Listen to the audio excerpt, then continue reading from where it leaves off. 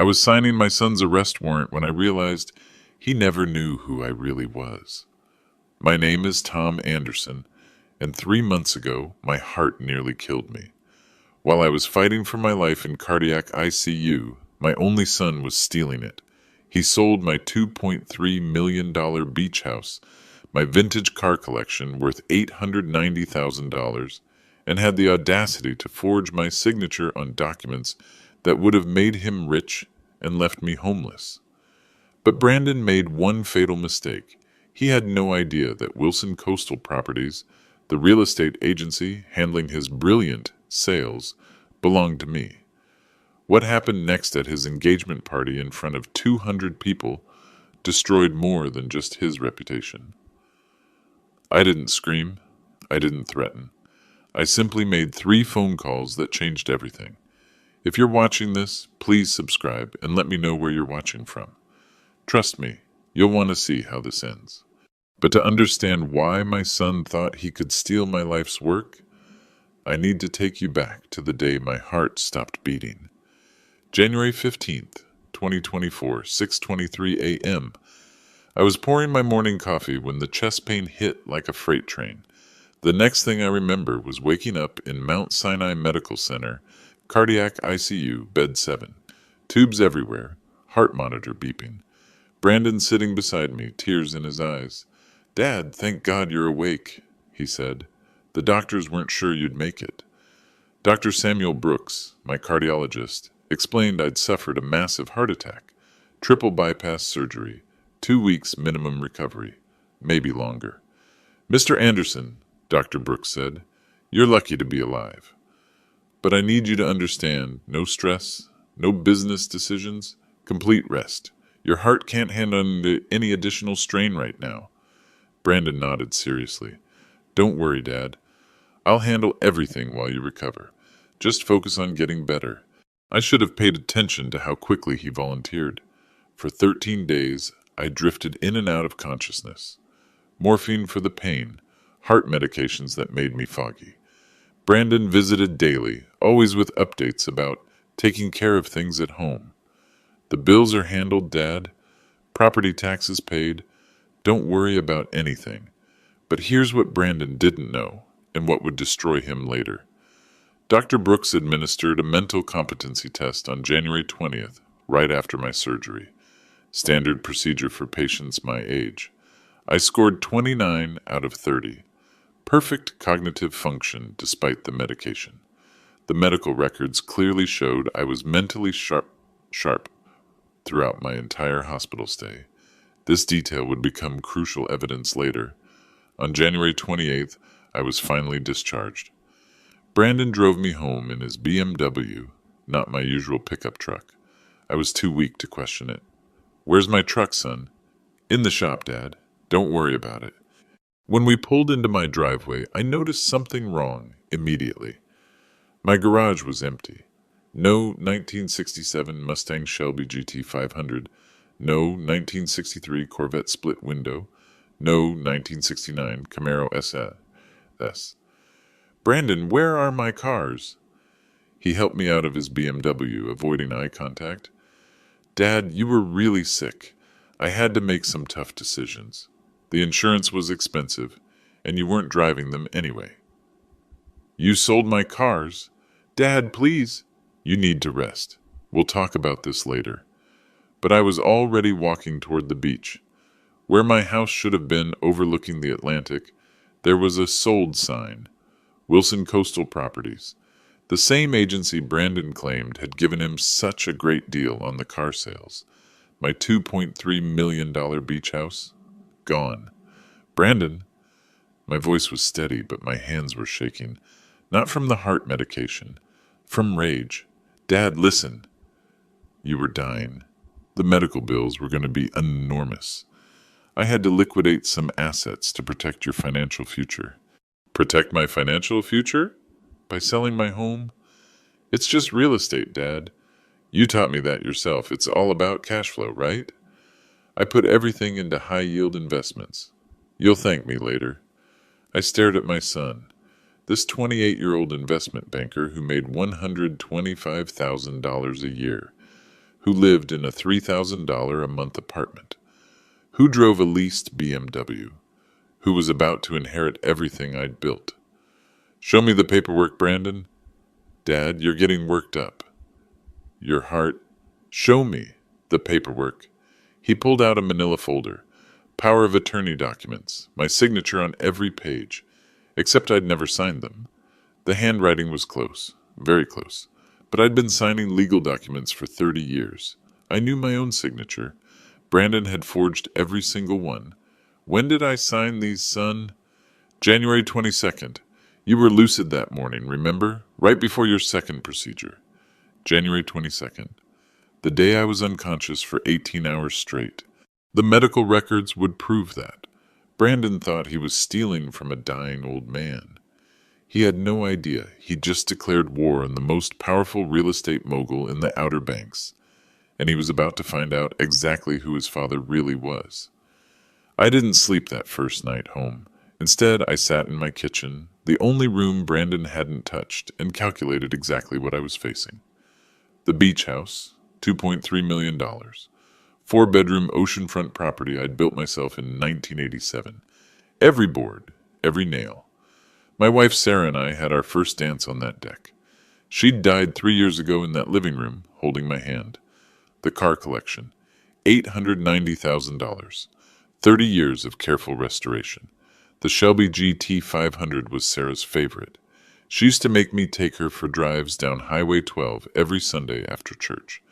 Combined theft, $3.19 million.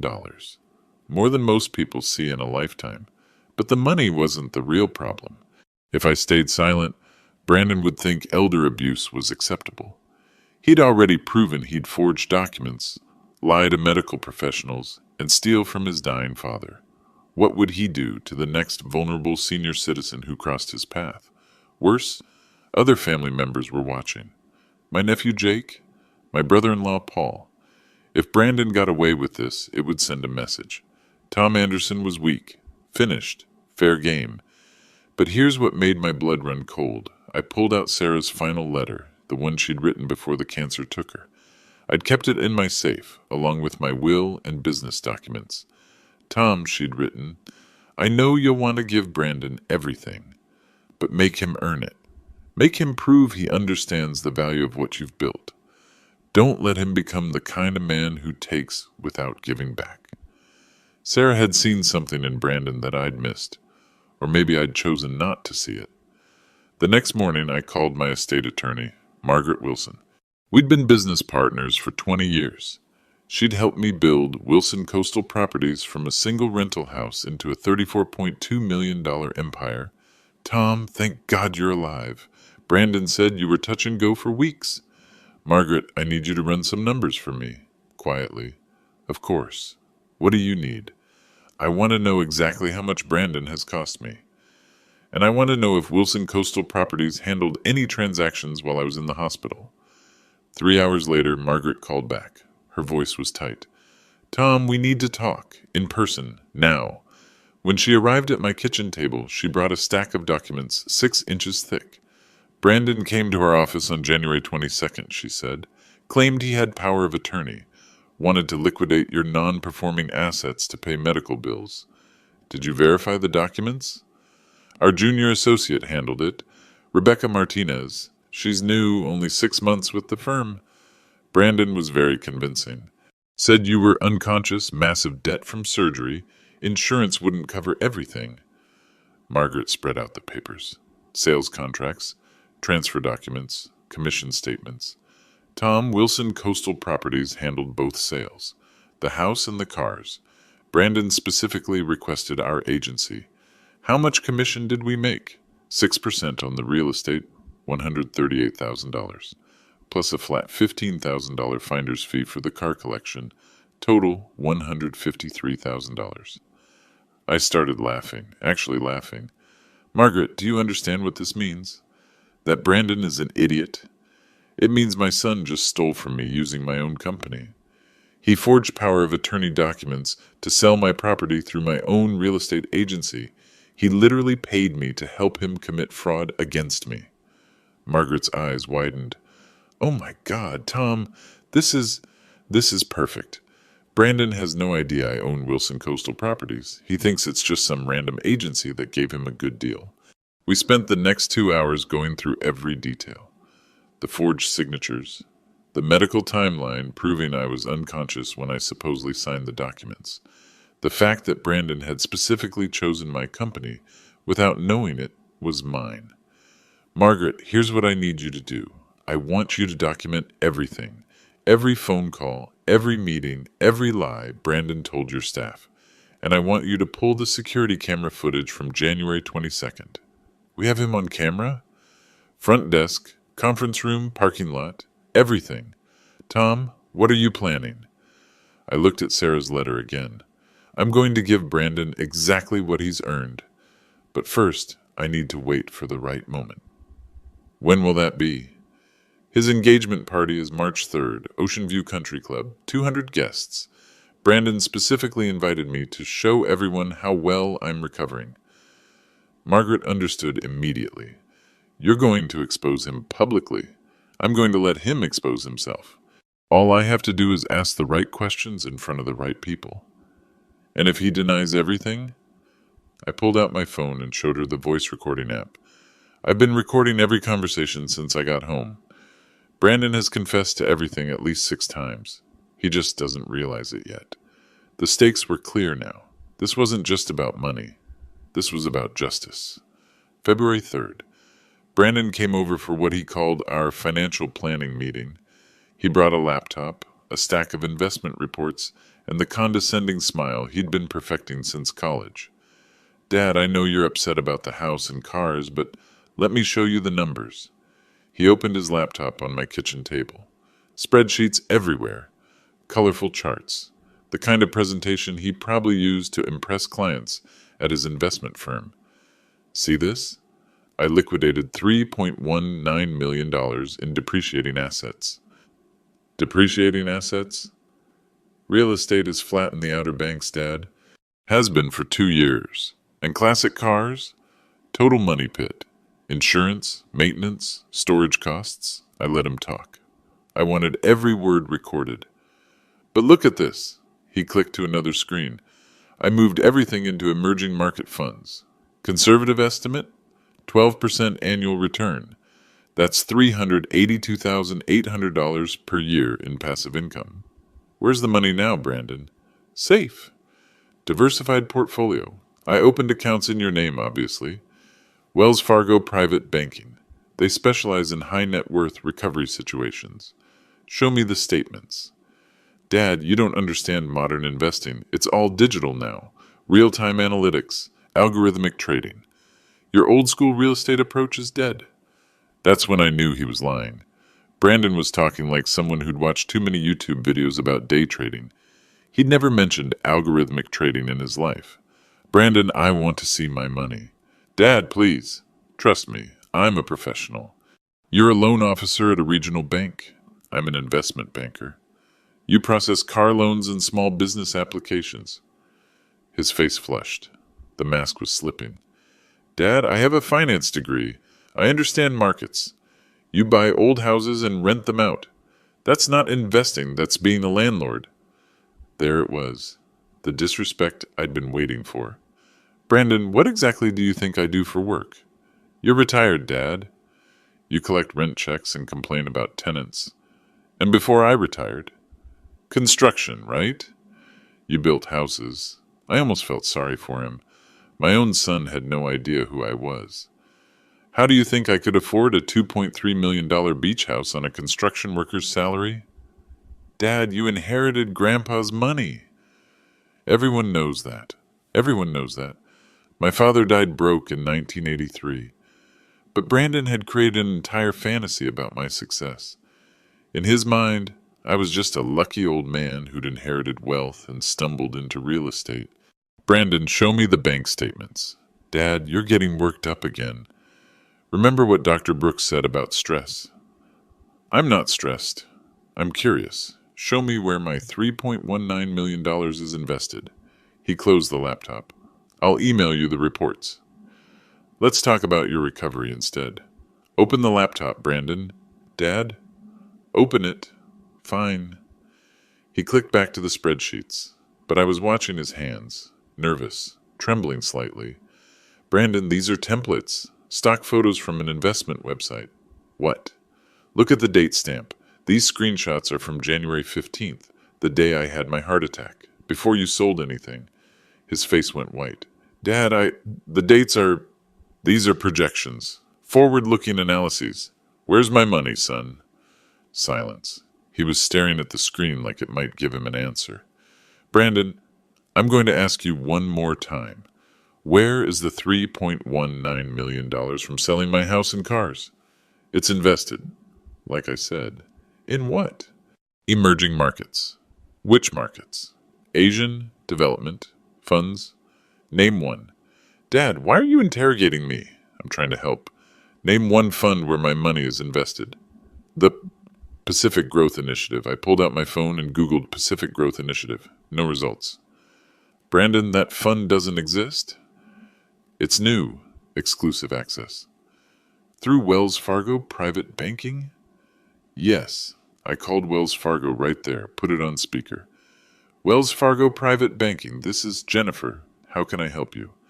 Hi, Jennifer. This is Tom Anderson. I'm calling to check on my Pacific Growth Initiative investment. I'm sorry, sir. I'm not familiar with that fund.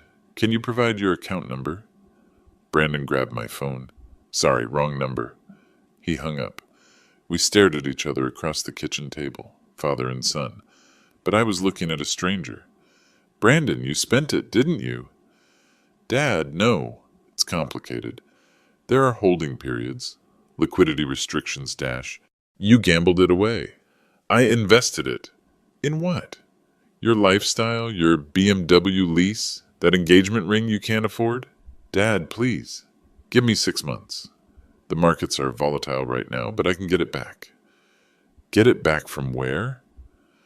I made some aggressive positions. High risk, high reward. It's temporary. How much is left? It's not about what's left. It's about potential returns. How much, Brandon? Dad, how much? Maybe $200,000, but that's just cash on hand. The investments are... You lost $3 million in 2 weeks? I didn't lose it. It's tied up in complex financial instruments. I stood up from the table. My heart was pounding, but not from the medical condition, from pure rage. Brandon, you stole my house. You stole my cars. You forged legal documents, and then you gambled away everything I've worked for. Dad, let me explain. Get out. Dad, get out of my house before I call the police. He packed up his laptop. At the door, he turned back. Dad, I was trying to help. You don't understand modern finance. Brandon? Yeah? Your fiancé's family owns Mills Maritime, right? Yeah, why? Just curious. Get out. After he left, I sat in my kitchen and smiled for the first time in weeks. Brandon had just confessed to everything. Fraud, forgery, theft, gambling, all of it recorded. But more importantly, he'd revealed his greatest weakness. He thought I was just a stupid old man. He was about to learn otherwise. The next morning, I made the first of 3 phone calls that would change everything. Margaret, it's Tom. I need you to pull some files for me. Which files? Everything. Wilson Coastal Properties Incorporation papers. My real estate license, industry association memberships, and I want a complete portfolio summary of every property I own in the Outer Banks. Tom, that's going to be a lot of paperwork. Are you sure? I'm sure. And Margaret? I want hard copies. Old school documentation, the kind Brandon can't hack or delete. 2 hours later, Margaret arrived with 3 banker's boxes full of documents. Tom, I haven't seen some of these files in years. Your original business license from 1995. The deed to your first rental property. The incorporation papers when we founded Wilson Coastal Properties. She spread the documents across my dining room table. 29 years of building an empire. Look at this, she said, holding up a newspaper clipping from 2018. Local real estate mogul Tom Anderson named Entrepreneur of the Year. This was when you hit your first $30 million in total property value. I'd forgotten about that award. The ceremony at the Chamber of Commerce. Brandon had been there, but he'd spent the whole evening on his phone. Margaret, here's what I need you to understand. Brandon thinks I'm a retired construction worker who got lucky with some rental properties. How is that possible? You're literally famous in the industry. Because I never told him. I wanted him to make his own way, not coast on my reputation. Margaret picked up another document. Tom, you own 127 rental units, 43 commercial properties, 6 office buildings. You personally hold $34.2 million in real estate assets. I know. You're the largest private property owner in the Outer Banks. I know. You founded the real estate agency that your son used to steal from you. That's the beautiful part, Margaret. Brandon specifically chose Wilson Coastal Properties because he thought they gave him the best deal. He has no idea it's mine. My phone rang. Dr. Brooks. Tom, how are you feeling? Any chest pain? Shortness of breath? I'm fine, doctor. Actually, I need to ask you something. Those mental competency tests you ran while I was in the hospital? January 20th and January 24th. Why? What were my scores? Perfect cognitive function both times. 29 out of 30 on the initial test. 30 out of 30 on the follow-up. Why are you asking? I may need you to testify to that fact. Testify? Tom, what's going on? Someone forged power of attorney documents claiming I was mentally incompetent during my recovery. That's impossible. I have detailed medical records proving you were sharp throughout your entire stay. Who would dash? He paused. Tom, this is about Brandon, isn't it? I can't discuss the details yet, doctor. But thank you for the documentation. After I hung up, Margaret was staring at me. Tom, you're not just going to embarrass Brandon at his engagement party. You're going to destroy him. I'm going to let him destroy himself. All I have to do is tell the truth. What truth? That I own Wilson Coastal Properties, that I have security footage of him forging documents, that I have recordings of him confessing to fraud. My phone rang again. Unknown number. Mr. Anderson, this is Elena Rodriguez, private investigator. Margaret Wilson hired me to do some background research. What kind of research? Financial forensics. I've been tracking your son's transactions since January 22nd. Mr. Anderson, you need to see this. What did you find? Brandon didn't just gamble away your money. He spent it on specific things. The engagement ring, $45,000. BMW lease payments, $18,000. High-end restaurants and nightclubs, $67,000. And get this, he bought a $25,000 Rolex the same day he sold your cars. Do you have receipts? Credit card statements, bank transfers, everything. Brandon's been living like a millionaire for 6 weeks. But Mr. Anderson, there's something else. What? Brandon's been telling people that you gave him the money. As an early inheritance, he's been bragging about it all over town. I felt something cold settle in my chest. Not heart pain, pure calculation. Elena, I want you to document everything. Every purchase, every conversation, every lie. And I want photographs. Already done. I'll send you the full report tonight. After I hung up, Margaret was holding up another document. My original business partnership agreement with her father, William Wilson. Tom, do you remember what your business motto was when we started? Quiet success speaks loudest. You've spent 30 years building power without showing it off. Brandon has no idea who he's dealing with. That's about to change. When? His engagement party is in 3 weeks. He specifically asked me to give a toast about how proud I am of his financial management. Margaret smiled. He's going to give you the perfect opening. I'm going to give him exactly what he asked for. A toast about his financial management. In front of 200 people, including his future in-laws, his co-workers, and every business leader in the Outer Banks. Tom, this is going to be nuclear. I looked at the boxes of documents. 3 decades of proof that I wasn't just Tom Anderson, retired construction worker. I was Tom Anderson, real estate mogul, founder of Wilson Coastal Properties, the man who owned half the Outer Banks. Margaret, Brandon wanted to play financial games with a stupid old man. And he's about to discover he's been playing chess with the Grandmaster. March 3rd, 2024. Ocean View Country Club, 7:30 p.m. I arrived at Brandon's engagement party wearing my best suit and carrying a manila envelope.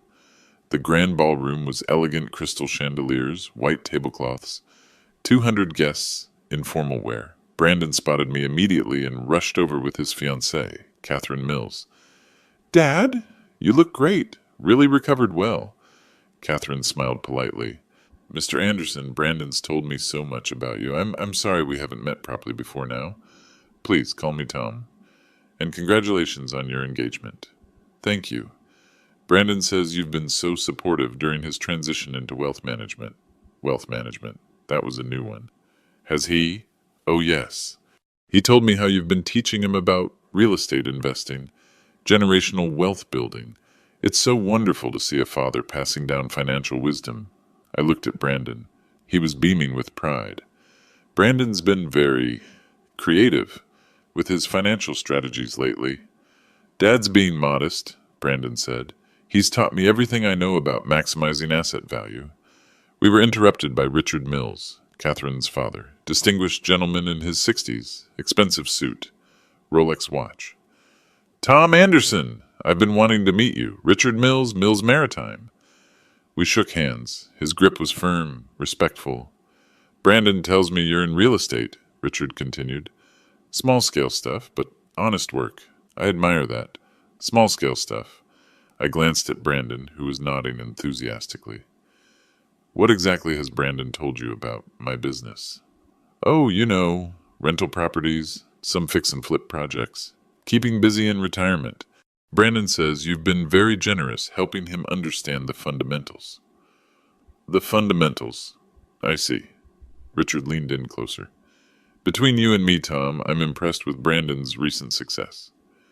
Not every young man can turn a small inheritance into serious wealth so quickly. Inheritance.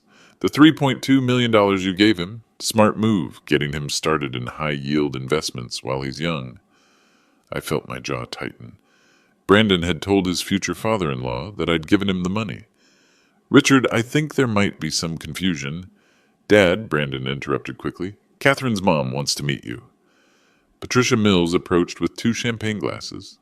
Elegant woman, expensive jewelry, the kind of confidence that comes from generational wealth. "Tom, how lovely to meet you. Catherine is absolutely smitten with Brandon, and we're so impressed with how well you've done for yourself." "Thank you, Patricia. Brandon tells me you started with nothing and built a nice little portfolio of rental properties. Very inspiring. Self-made success stories always are. Little portfolio." I was starting to understand Brandon's narrative. He'd painted me as a minor landlord who'd gotten lucky, then generously shared my windfall with him. "Mom," Catherine said, "Brandon was just telling me about the beach house sale." Smart financial move, right, Dad Anderson? All eyes turned to me. Brandon's face was hopeful, expectant. The beach house sale was certainly educational. "Brandon explained how you decided to liquidate non-performing assets," Patricia continued.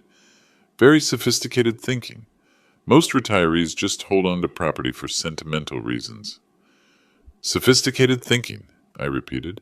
"And moving everything into emerging market funds?" Richard added. "Brilliant." Brandon clearly learned from the best. I looked around the circle, Brandon's fiancée, her wealthy parents, all of them believing that I was a simple old man who'd stumbled into some money and wisely turned it over to my brilliant son. "Dad," Brandon said, raising his champagne glass, "I know this is informal, but I wanted to thank you publicly for trusting me with your financial future." Other guests began gathering around us. Word was spreading that there was going to be an impromptu toast. "Brandon's been so humble about his success," Catherine announced to the growing crowd, "but his father just gave him over $3 million to manage, and he's already generated incredible returns." Murmurs of approval from the audience. Impressed nods. Someone started clapping. "Speech! Speech!" someone called out. Brandon looked at me expectantly. "Dad, would you like to say something about our partnership?" The ballroom was quieting down, all 200 guests turning to look at us. Brandon's moment of triumph, his chance to be publicly praised by his father for his financial genius. Actually, I said, pulling out my phone, I'd love to share something Brandon said to me just last week. I found the recording from our kitchen table conversation and pressed play. Brandon's voice filled the room through the ballroom sound system. Dad, you don't understand modern finance. Your old-school real estate approach is dead. Confused murmurs from the crowd. Brandon's face went pale. I stopped the recording. That was my son explaining why he sold my house and cars without permission while I was recovering from heart surgery. The ballroom went silent. You could hear ice clinking in glasses. Brandon, I continued, my voice calm and clear, would you like to tell everyone how you generated incredible returns on my money?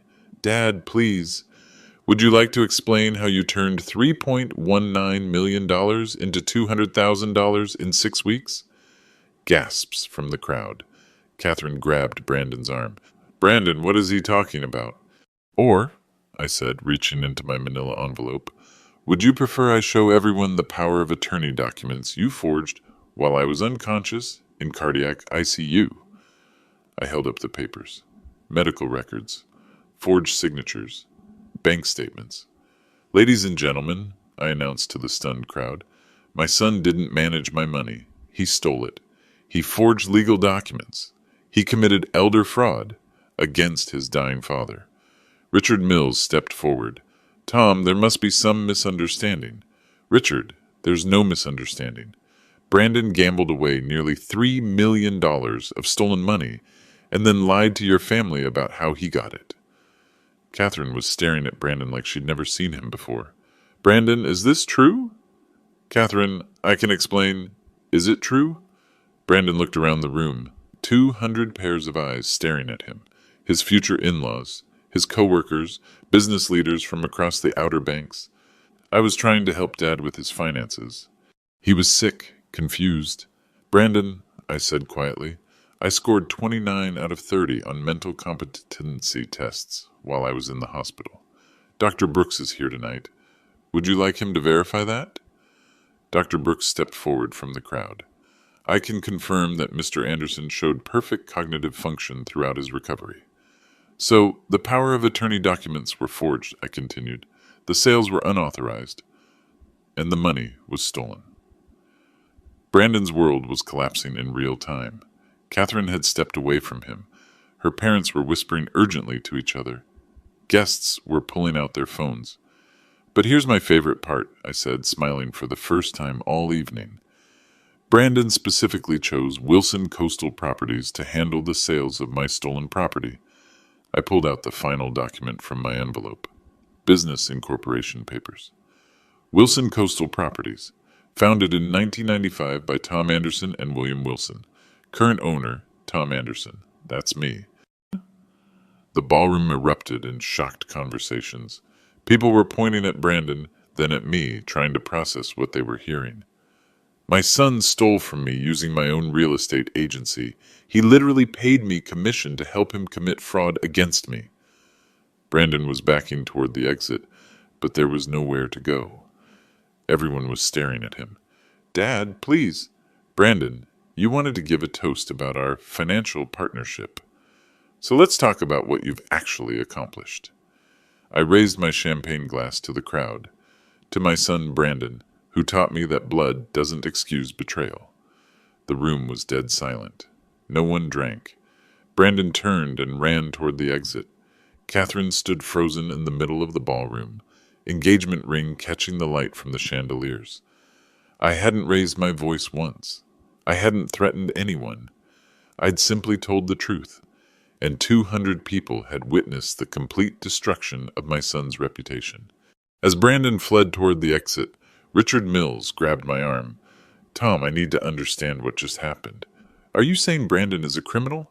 Richard, I'm saying Brandon committed elder fraud, forgery, and theft. But more importantly for you, he's been lying to your family for months. What do you mean?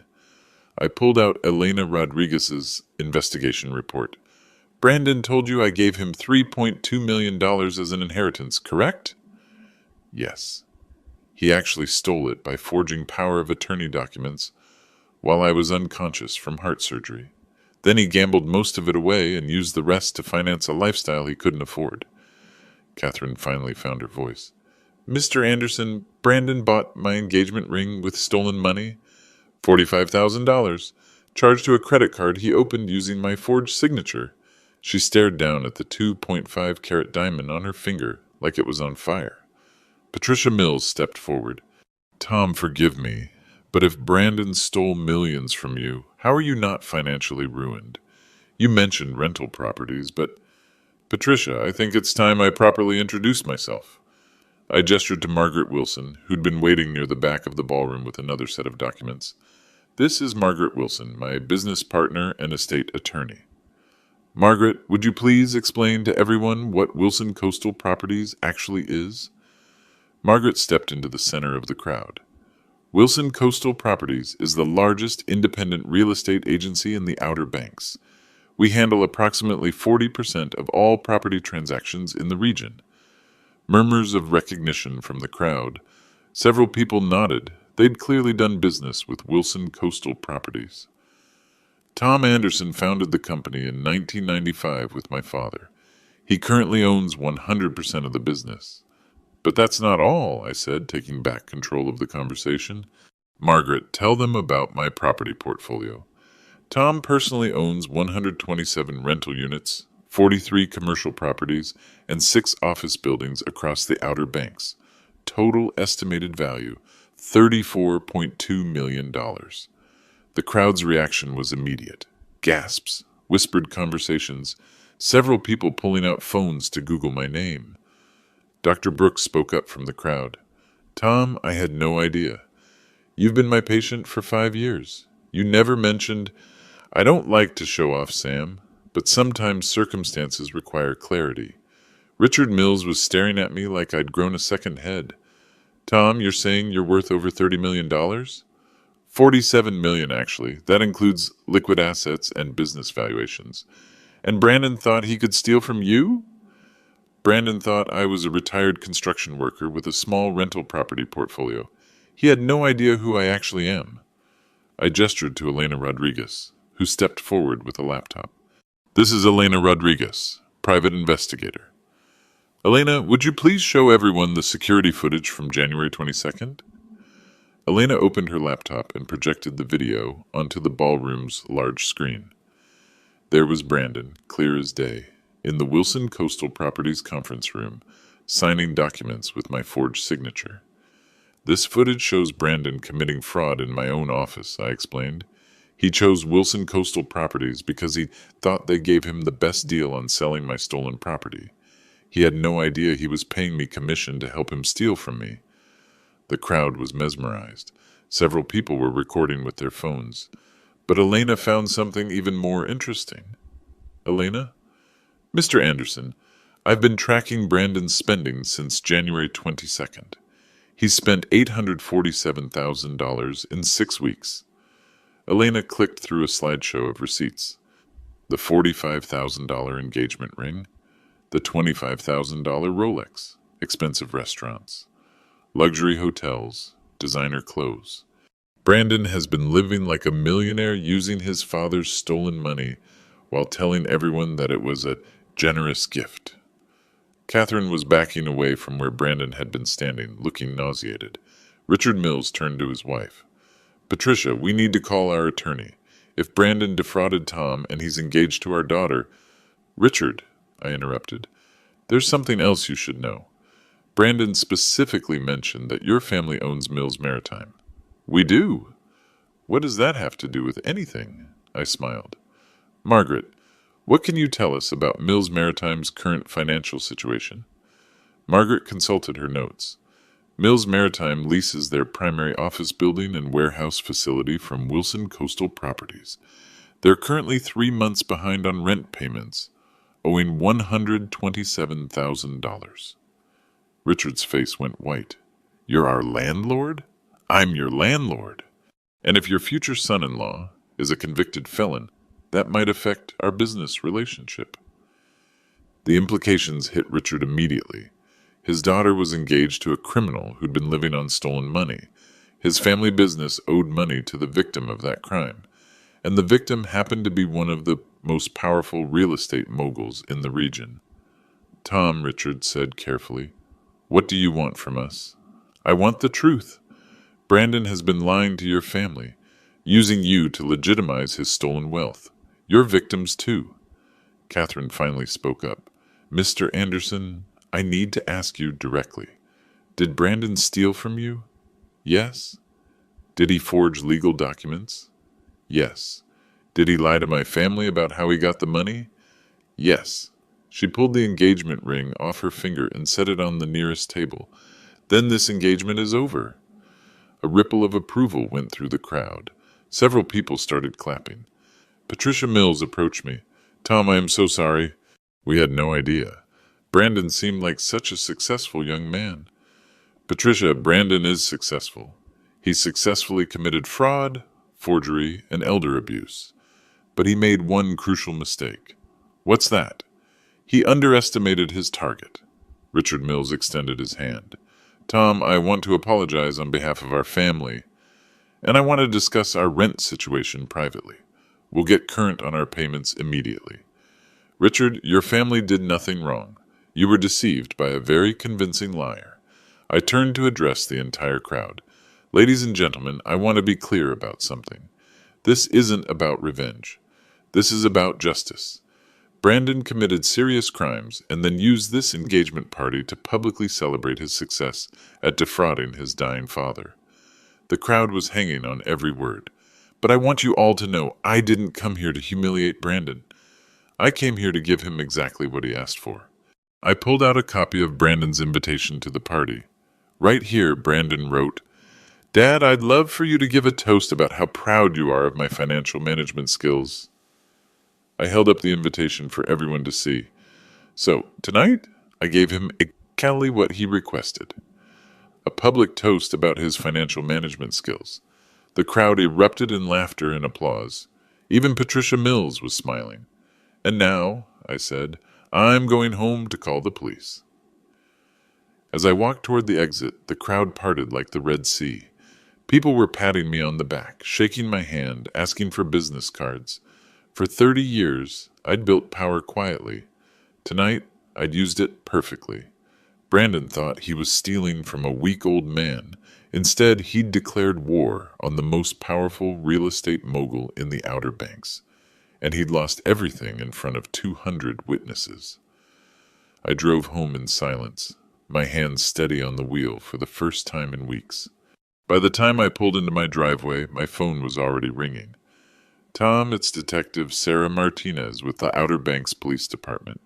We just received a very interesting call from Dr. Brooks about potential elder fraud. Can you come to the station? I'll be there in 20 minutes. At the police station, Detective Martinez was waiting with a stack of forms and a digital recorder. Mr. Anderson, Dr. Brooks gave us a preliminary overview, but I need you to walk me through everything from the beginning. I spent 2 hours providing a detailed statement. The heart attack, the forged power of attorney documents, the unauthorized sales, the gambling losses. I handed over copies of everything: medical records, bank statements, security footage, recorded conversations. Mr. Anderson, this is one of the most thoroughly documented fraud cases I've ever seen. Usually, elder abuse victims don't have this kind of evidence. Detective, I've been building cases in business for 30 years. Documentation is everything. We'll need to arrest your son. Are you prepared for that? I'm prepared for justice. This will be a felony charge. Elder fraud, forgery, theft over $50,000. He's looking at serious prison time. How serious? 5 to 10 years, minimum, possibly more if he can't pay restitution. I thought about Sarah's letter. Make him prove he understands the value of what you've built. Detective, what happens if he cooperates? If he admits to everything and agrees to pay full restitution? Depends on the judge. First offense, family situation, full cooperation, maybe 3 to 5 years with possibility of parole. And if he fights it, then we go to trial with all this evidence, and he gets the maximum sentence. 3 hours later, Brandon was arrested at his apartment. Elena Rodriguez had been watching the building since the engagement party, just in case he tried to run. The next morning, local news picked up the story. Investment banker arrested for defrauding father during heart surgery recovery. By noon, it was trending on social media. Brandon's bail was set at $500,000. He couldn't make it. His credit cards were maxed out, his checking account was overdrawn, and his employer had placed him on immediate administrative leave pending investigation. From his jail cell, Brandon called me. "Dad, please, I need help." "Brandon, you need a lawyer." "I can't afford a lawyer." "Dad, I made mistakes, but I was trying to help." "Brandon, stop. Every conversation we have is recorded. Don't incriminate yourself further." "Dad, please. I'll pay you back. Every penny." "With what money?" "I'll figure it out. I'll get a second job, sell everything I own." "Brandon, you own nothing. Your apartment is leased. Your BMW is leased. Your Rolex is purchased with stolen money, which means it's evidence in a criminal case." Silence on the line. "Dad, what do you want me to do?" "I want you to tell the truth. Plead guilty, accept responsibility, and hope the judge shows mercy." "And then what?" "Then you serve your time and start rebuilding your life with honor instead of lies." "Dad, I can't go to prison. My career will be over. My reputation—" "Brandon, your career was over the moment you forged my signature. Your reputation was over the moment you gambled away stolen money." More silence. "Dad, do you hate me?" That question stopped me cold. My son was sitting in a jail cell, facing years in prison, and he wanted to know if I hated him. "Brandon, I love you. I've always loved you. But love doesn't excuse what you did." "I know. Do you understand that you committed elder abuse against your dying father?" "Yes." "Do you understand that you stole the money I spent 30 years earning?" "Yes." "Do you understand that you lied to Catherine's family to make yourself look successful?" "Yes, Dad." "Yes. I understand everything." "Then here's what's going to happen. You're going to plead guilty. You're going to accept full responsibility. You're going to apologize publicly. And you're going to serve whatever sentence the judge gives you. And after that, we'll see if you've learned anything about honor." 2 weeks later, Brandon appeared in court with a public defender. The courtroom was packed. Word had spread throughout the Outer Banks about the case. Judge Patricia Williamson reviewed the evidence. "Mr. Anderson, you've committed serious crimes against a vulnerable family member during a medical crisis. This represents a profound breach of trust and a callous exploitation of your father's condition." Brandon stood silently as she continued. "However, I note that you've accepted full responsibility, pleaded guilty to all charges, and expressed genuine remorse. Your father has also requested that I consider the possibility of rehabilitation rather than purely punitive measures." She paused, consulting her notes. "Brandon Anderson, I sentence you to 4 years in state prison, with possibility of parole after 2 years. You will also pay for full restitution in the amount of $2,994,000, the difference between what you stole and what remains in recoverable assets." Brandon nodded. No tears, no protests. He'd finally understood the consequences of his actions. As he was led away in handcuffs, he looked back at me one more time. "Dad? Yes? I'm sorry. For everything." "I know, son. I know." The bailiff escorted him out of the courtroom. My son was going to prison, and I had put him there. But for the first time in months, I felt something I hadn't experienced since Sarah died. Peace. Justice had been served. Brandon would pay for his crimes. And maybe, just maybe, he would emerge from prison as the man I'd always hoped he could become. A man who understood that honor matters more than money. A man who earned respect instead of stealing it. A man worthy of the Anderson name. The news spread like wildfire through the Outer Banks business community. By the end of the week, investment banker defrauds dying father was the lead story in 3 regional newspapers. Brandon's employer, Coastal Community Bank, issued a public statement. We have terminated Mr. Brandon Anderson's employment effective immediately. We are conducting a full audit of all accounts he managed to ensure no client funds were misappropriated.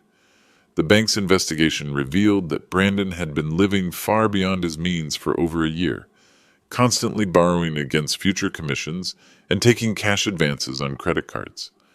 His colleagues admitted they'd been suspicious of his sudden lifestyle changes, but hadn't questioned them. Catherine Mills made her own public statement. I am shocked and heartbroken to learn of Brandon Anderson's criminal behavior. I had no knowledge of his fraudulent activities and have ended our engagement permanently. My family and I extend our deepest sympathies to Mr. Tom Anderson. The engagement ring, Rolex watch, and other luxury items purchased with stolen money were seized as evidence and eventually auctioned to help pay restitution. But the most significant reverberations were in the real estate industry itself. James Peterson, president of the Outer Banks Real Estate Association, called me personally. Tom, I owe you an apology. I've been in this business for 20 years, and I had no idea you were the Tom Anderson who founded Wilson Coastal Properties. Most people don't, James. I prefer it that way. Well, the board would like to offer you a Lifetime Achievement Award at our annual conference. Your story has become legendary overnight. My story? Tom, every agent in the region is talking about how you handled this situation. You could have destroyed Brandon privately, but you chose justice over revenge. You could have ruined the Mills family for their association with him, but you protected them. You showed real class. Within a month, I was receiving calls from business leaders across North Carolina. Real estate developers wanting partnerships, property management companies requesting consulting services, investment firms asking for advice. My quiet empire had suddenly become very public. Margaret Wilson was fielding interview requests from 3 different documentary producers who wanted to tell the story of the real estate mogul's ultimate revenge. Tom, 60 Minutes wants to interview you, so does Dateline, and Netflix is talking about optioning your story for a limited series. Margaret, I'm not interested in being famous. I just wanted justice for what Brandon did. I know. But Tom, you've become a symbol for something important. Adult children who exploit their elderly parents. The epidemic of elder fraud.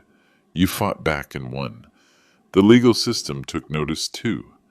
District Attorney Michael Roberts used our case as the centerpiece of a new elder abuse prosecution initiative.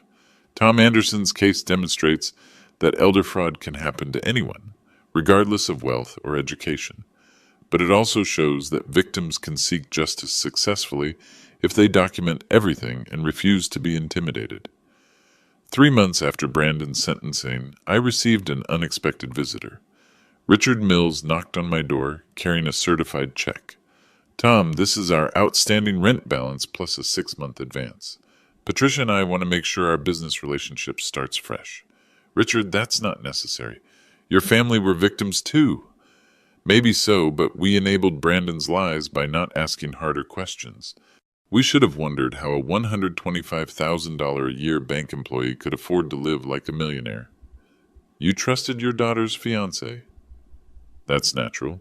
Tom, can I ask you something? Why didn't you destroy us? Along with Brandon.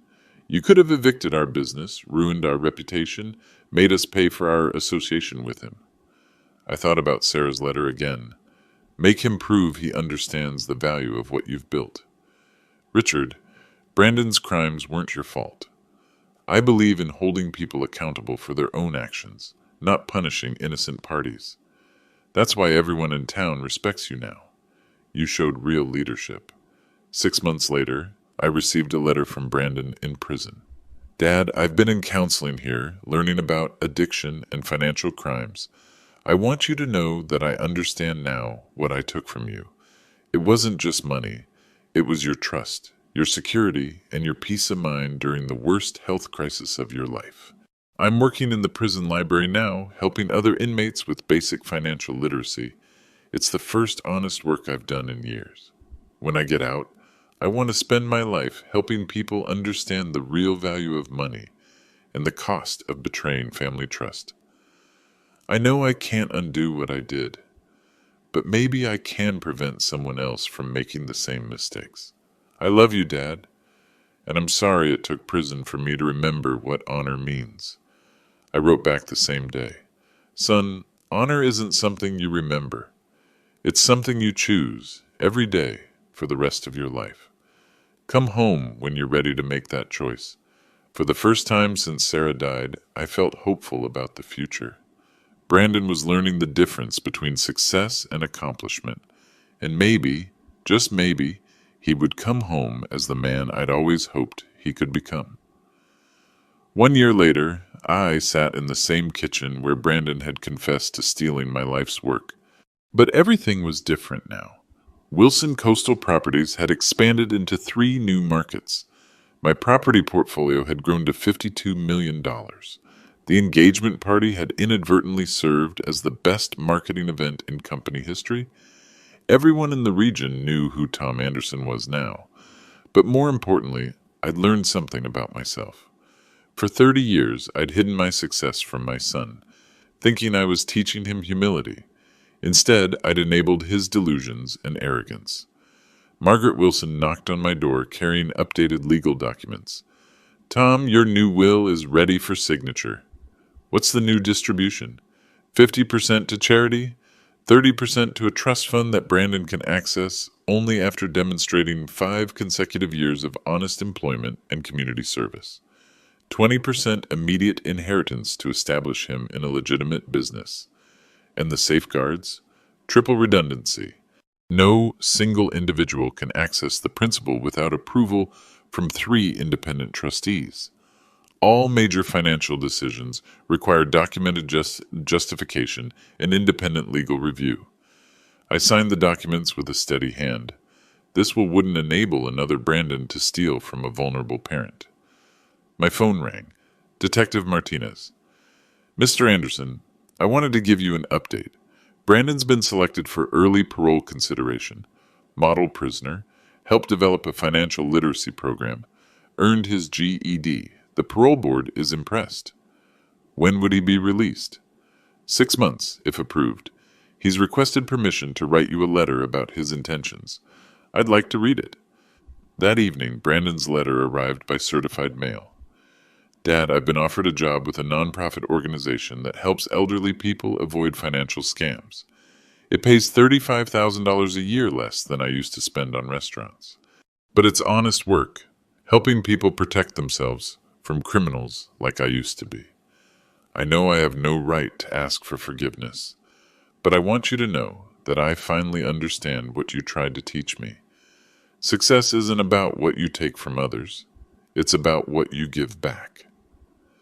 I'd like to come home and start over, not as your heir or your business partner, just as your son, trying to earn back your respect one honest day at a time. I read the letter 3 times, then walked out to my deck overlooking the Atlantic. The same view I'd had from my original beach house, the one Brandon sold while I was dying. But I wasn't angry anymore. I was hopeful. Tomorrow I would write back to my son. I would tell him that love doesn't require perfection, but respect requires honor. I would tell him that our family's legacy wouldn't be measured by the money we accumulated, but by the principles we lived by. I would tell him to come home when he was ready to be the man Sarah had always believed he could become. And for the first time in 2 years, I believed that day might actually come. The Anderson family would survive this betrayal. We would emerge stronger, wiser, and more committed to the values that truly matter: honor, integrity, justice, and love that demands accountability. If you've made it this far, thank you for listening to my story. Let me know in the comments. What would you have done in my situation? And remember, sometimes the quietest power speaks the loudest.